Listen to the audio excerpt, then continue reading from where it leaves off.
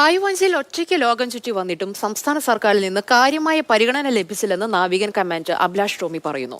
പായ്വഞ്ചിയിൽ ഒറ്റയ്ക്ക് ഇടവേളകളില്ലാതെ ലോകം ചുറ്റി എത്തിയ സമയത്തായിരുന്നു ഏഷ്യൻ ഗെയിംസ് വിജയികൾക്ക് സംസ്ഥാന സർക്കാർ ക്യാഷ് പ്രൈസ് ഉൾപ്പെടെ സമ്മാനിച്ചത്.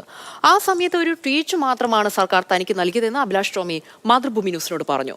പായ്വഞ്ചിയിൽ ലോകം ചുറ്റിയ വനിതകളെക്കുറിച്ചുള്ള മാതൃഭൂമി ന്യൂസ് പരിപാടിയിലാണ് അഭിലാഷിന്റെ പ്രതികരണം. കടൽ വെന്ന പെൺകൾ എന്ന പരിപാടി ഉച്ചയ്ക്ക് 2:30 മാതൃഭൂമി ന്യൂസ് സംപ്രേഷണം ചെയ്യും. സർക്കാരിന്റെ സൈഡിൽ നിന്ന് അങ്ങനത്തെ ഒരു റെക്കഗ്നേഷൻ കിട്ടിയിട്ടില്ല.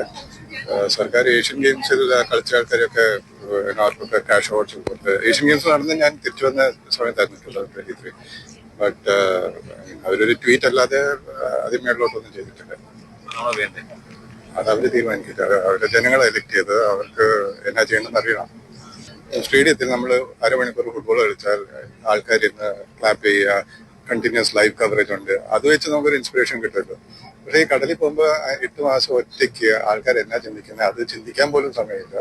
അങ്ങനത്തെ ഒരു അവസ്ഥയിലാണ് പോയിട്ട് വരുന്നത്. തിരിച്ചു വരുമ്പോഴത്തേക്ക് അപ്രീഷിയേറ്റ് ചെയ്യുന്നുണ്ടോ ഇല്ലയോ എന്നൊന്നും അതൊന്നും വലിയ കാര്യമില്ല.